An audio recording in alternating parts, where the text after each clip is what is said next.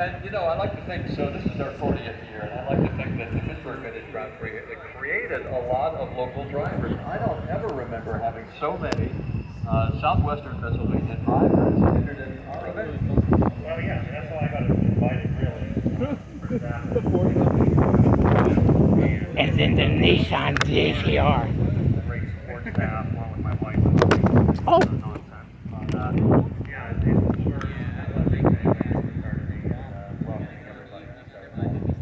Congratulations, Valesky. Very fine third place in our polka mark. Go get your help down there.